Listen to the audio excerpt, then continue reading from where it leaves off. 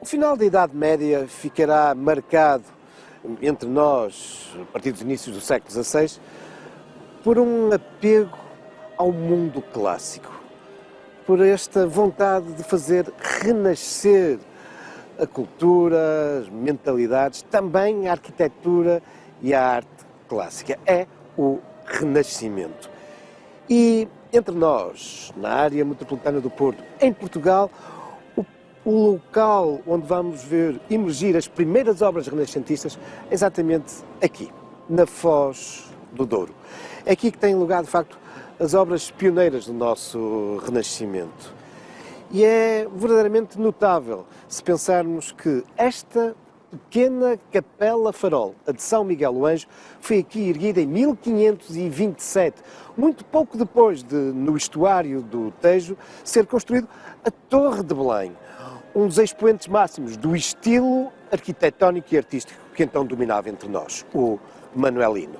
Mas aqui, nesta pequena capela, podemos ver que é esta vontade de fazer renascer os modelos clássicos que aqui são evidentes, nas linhas sóbrias, na imitação do antigo estilo clássico dos gregos e dos romanos, até na inscrição que aqui podemos contemplar, imitando as inscrições romanas.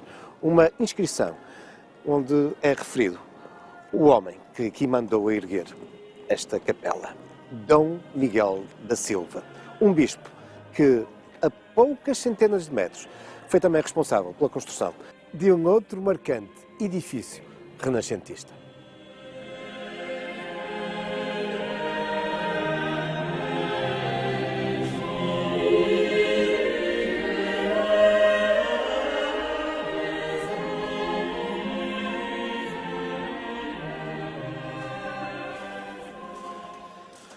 Profundo conhecedor da cultura e da história clássica, Miguel da Silva inspira-se claramente neste programa que desenvolve aqui na Foz do Douro, neste conjunto de edifícios que manda erguer, numa estética em muitos dos símbolos do mundo clássico, na sua ligação ao mar.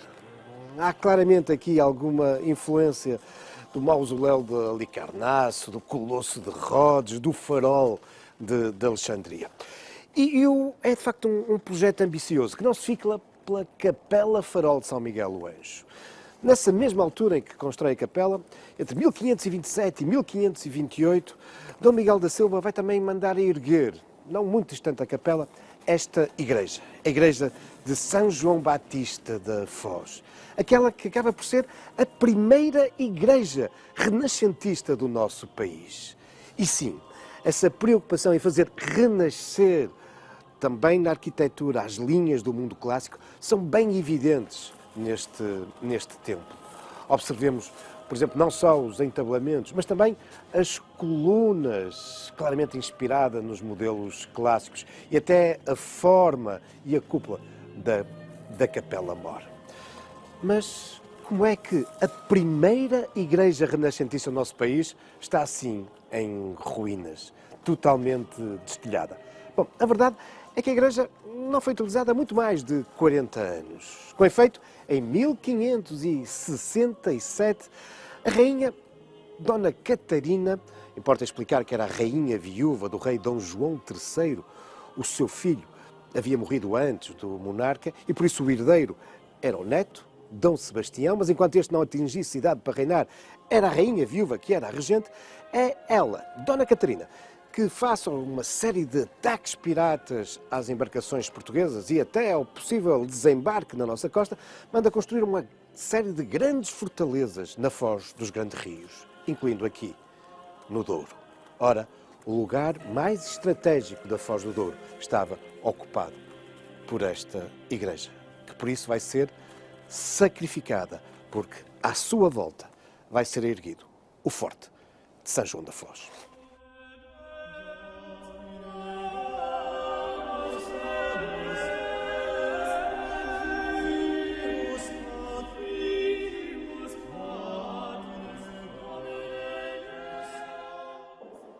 E se as marcas clássicas, renascentistas, são muito evidentes no interior da igreja, que agora está no exterior, uma vez que é o pátio do forte, essas mesmas características são também perfeitamente perceptíveis no exterior da igreja, que agora está no interior do forte. Nomeadamente, estes elementos decorativos que claramente nos fazem lembrar a base dos templos gregos, especialmente romanos. Mas importa percebermos, afinal, quem é este bispo Dom Miguel da Silva e como é que ele está tão imbuído de uma forma precoce neste espírito renascentista. Ele é filho do primeiro conde de Porto Alegre, uma figura proeminente no reino e na corte de Dom Manuel I. Desde muito jovem, mostra grande apetência pelo conhecimento, nomeadamente um conhecimento do mundo clássico. Acabará por ir estudar para a Universidade de Paris, depois passa longas temporadas em Itália, onde vai contactando com este mundo clássico e também este mundo do Renascimento, e será mesmo nomeado pelo rei Dom Manuel I como o embaixador de Portugal em Roma, numa época em que os embaixadores eram raríssimos. Torna-se por isso também numa figura de destaque. Em Roma irá permanecer durante longos anos, torna-se amigo de figuras importantes do Renascimento, pintores como Rafael, mecenas como os Médicis. É também alguém que acompanha de perto as obras que a própria Igreja está a desenvolver no Vaticano. E é alguém que, por isso, está muito, muito próximo de todo esse movimento renascentista e humanista. Mas, ao contrário do pai do rei Dom Manuel I, o rei que se lhe sucede, Dom João III, não tem grande simpatia por Miguel da Silva. Em 1525 manda-o regressar a Portugal. E Dom Miguel vai aqui permanecer cerca de 15 anos, até 1540. É durante esse tempo que ele vai fazer, de facto, estas obras pioneiras do nosso Renascimento. Ele traz para cá toda essa estética, toda essa cultura, além das obras que faz aqui na Foz. Ele será responsável por outras importantes intervenções renascentistas em Viseu. Ele é o bispo de Viseu. É nessa altura que ele vai ser o grande mecenas, o homem que vai revelar aquele que é o nosso primeiro grande pintor do Renascimento, Vasco Fernandes, o Grão Vasco. Mas o seu litígio com o rei vai-se aprofundando. Ele torna-se mesmo num dos principais opositores a uma ideia que é querida ao rei Dom João III, trazer para Portugal a Inquisição. O bispo percebe que isso não é uma má ideia e vai opondo-se de tal forma a estes desígnios do monarca que este o manda prender.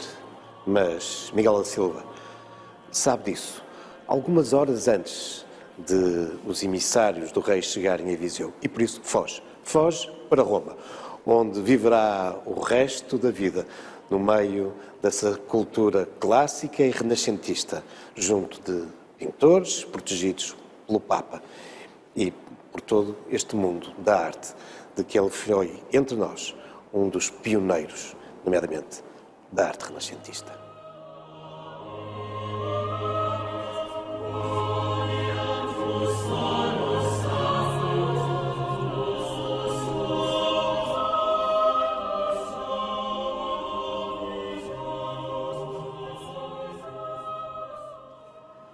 As obras renascentistas explotadas por Dom Miguel da Silva na Foz são, de facto, pioneiras, mas são também pontuais, tendo em conta que o bispo Dom Miguel da Silva, como vimos, teve depois que partir precipitadamente para Roma. E por isso teremos que esperar mais alguns anos, pela década de 30 desse século XVI, para definitivamente vermos começar a arte e a arquitetura do Renascimento a expandir-se entre nós, a partir, afinal, daquele que é o grande centro cultural e artístico do nosso país, a Universidade de Coimbra. É esta que contrata uma série de arquitetos no estrangeiro e que vai difundindo, então, entre nós, a arte do Renascimento, que também, muito rapidamente, através da Universidade de Coimbra, chega também aqui, à região do Porto, nomeadamente a algumas igrejas que são tuteladas pela Universidade de Coimbra. O caso, por exemplo, da Igreja de Matosinhos, onde o arquiteto João de Roão vai erguer o Templo de Matosinhos nesse século XVI. Mas é também João de Roão que em 1538 vai dar início aqui, no alto do Morro de Quebrantões, que hoje conhecemos como a Serra do Pilar, vai dar início à construção de uma outra das primeiras grandes obras renascentistas da nossa região. O Mosteiro dos Agostinhos Descalços. Um mosteiro que já nos finais desse século XVI verá essa componente renascentista ainda mais reforçada com a construção deste belíssimo templo que, na sua planta circular, evoca bem essas influências do mundo clássico.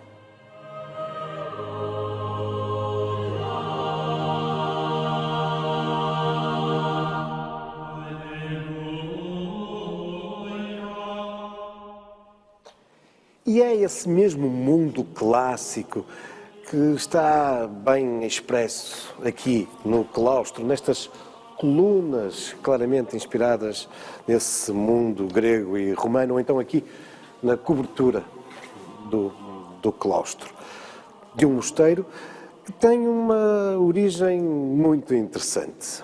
Nos inícios desse século XVI, a Ordem dos Agostinhos Descalços, conhecida também como os Crúzios, uma vez que a sua principal casa no nosso país era o mosteiro de Santa Cruz de Coimbra, e daí os Crúzios, uma ordem que tinha sido muito importante nas origens da nacionalidade. Bom, a verdade é que nesse início do século XVI andava muito desregrada, isto é, desleixada das regras a que supostamente teria que seguir.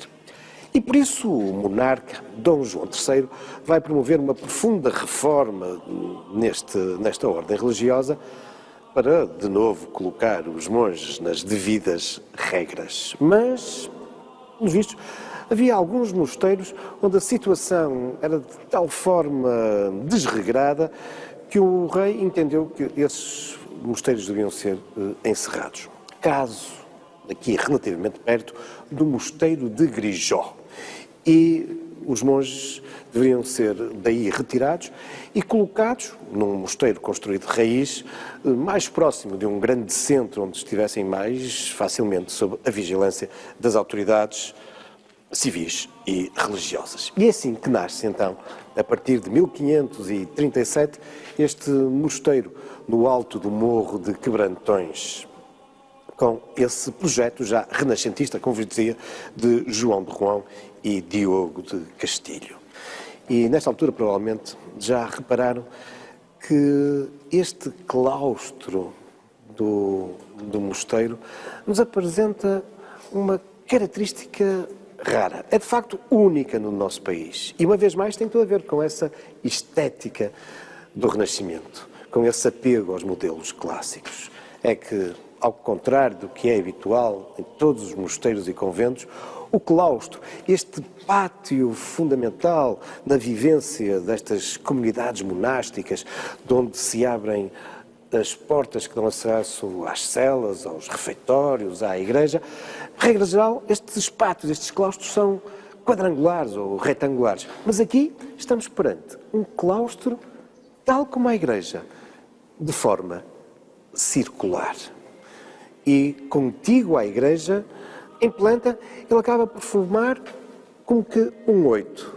Um oito não, um infinito, numa clara leitura simbólica. Mas há outros símbolos de grande relevância neste conjunto, nomeadamente no interior da igreja.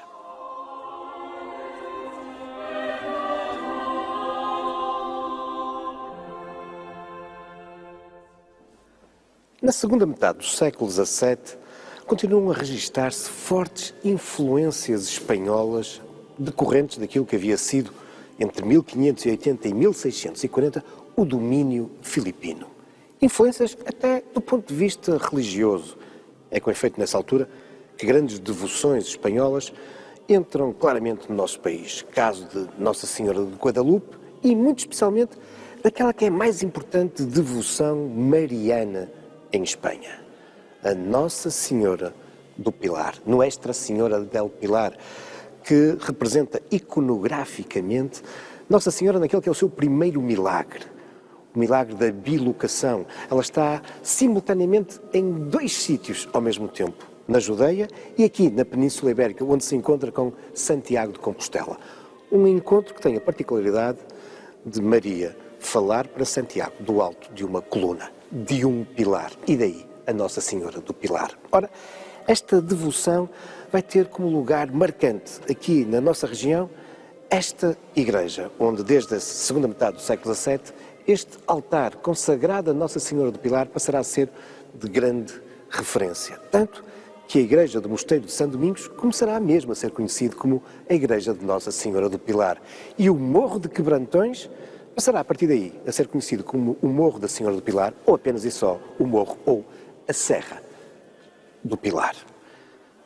Uma serra onde, de facto, se evidencia este fabuloso templo, esta igreja de planta circular e fortemente marcado pela estética renascentista, nomeadamente da sua fabulosa cúpula, claramente inspirado no Panteão Romano, esse monumento que tanto irá influenciar os arquitetos do Renascimento, empenhados em fazer renascer os modelos clássicos.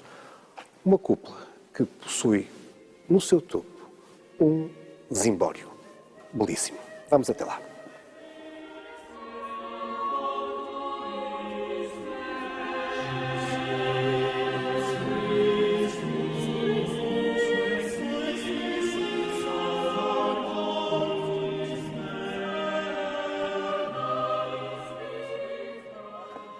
Local proeminente debruçado sobre o Rio Douro e a cidade do Porto, o Morro de Quebrantões, que, como vimos, desde o século XVII foi rebatizado como a Serra do Pilar, de Nossa Senhora do Pilar, sempre foi, desde a época muito antiga também, um local estratégico.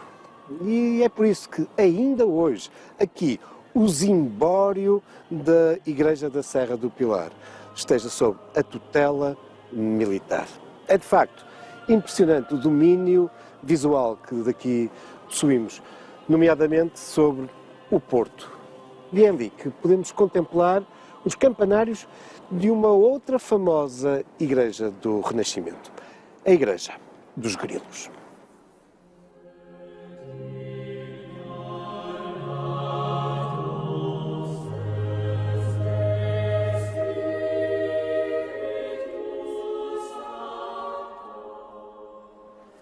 Construída já na segunda metade do século XVI, mais precisamente a partir de 1577, numa intervenção que se vai prolongar depois dos inícios do século XVII, à semelhança do que aconteceu com a Igreja da Serra do Pilar, a Igreja dos Grilos, em boa verdade, designa-se como a Igreja de São Lourenço. E, inicialmente, era a igreja, o convento e o colégio dos jesuítas. Esta curiosa designação de Igreja dos Grilos resulta do facto de, no século XVIII, já depois de Marquês de Pombal ter expulso os jesuítas do nosso país, esta igreja ter sido ocupada pelos agostinhos, que tinham a sua principal casa em Lisboa, na calçada do Grilo, e por isso eram popularmente conhecidos como os Padres Grilos. E por isso, aqui no Porto, esta passou a ser a Igreja dos Grilos.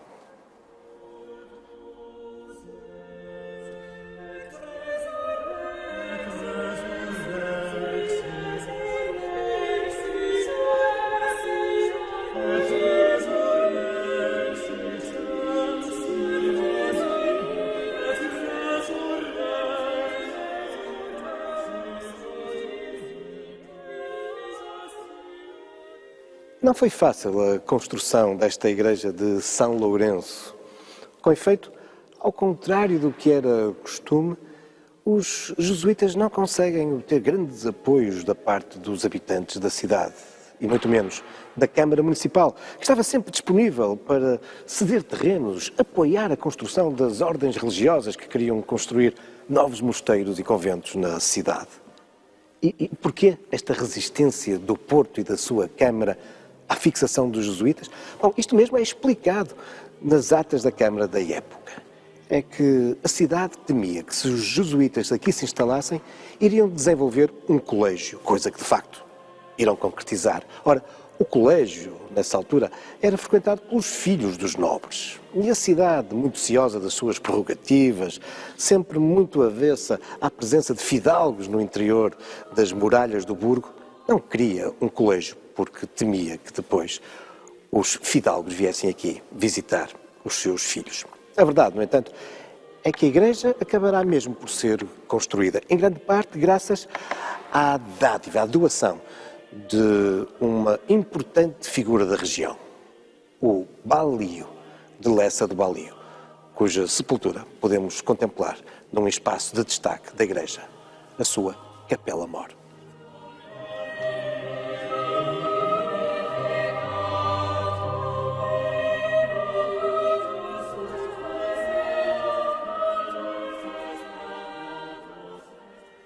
Frei Luís Álvares de Távora, Balio de Lessa. É este o túmulo desse homem que tornou possível, graças à sua doação, a construção deste monumental templo. Faleceu em 1645 e a sua arca tumular apresenta algumas características muito interessantes. Desde logo, o facto do nome Távora ter sido apagado. Tal resulta da perseguição a esta família feita no século XVIII por Marquês de Pombal, que mandou picar todos os brasões, todos os símbolos heráldicos do Távora e fazer desaparecer o seu nome noutros monumentos que existissem no país. Coisa que aconteceu aqui. Mas há também aqui um outro aspecto muito curioso, que tem a ver, afinal, com o mundo do humanismo, do renascimento. Esta pesquisa, esta valorização de novas culturas, da descoberta, da ciência. Porque, reparem, a arca tumular de Álvaro de Távora está assente em dois animais, mas não são, como na Idade Média, os leões. Não, aqui são dois elefantes indianos. Uma espécie que os portugueses vinham divulgando na Europa ao longo das últimas décadas. Mas esta marca do humanismo, do Renascimento, está também presente nesta igreja nas suas linhas arquitetónicas. Aqui continuamos a encontrar os caixotões do teto inspirados no panteão romano. Continuamos a ver os arcos de volta perfeita que tinham cortado com os arcos quebrados do gótico. As linhas clássicas aqui evidentes, apesar de estarmos já numa fase muito tardia do Renascimento, aquilo que alguns historiadores da arte classificam como o maneirismo. Mas esta igreja guarda outros curiosos elementos.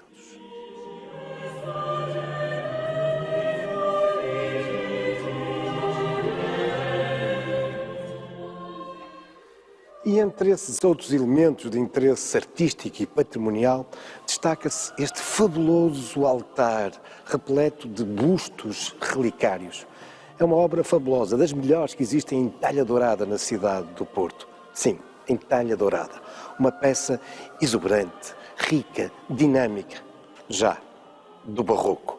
O estilo que agora se ia impor a partir desse século XVII. Mas isso são já outros factos, também algumas lendas. O próximo episódio dos Caminhos da História.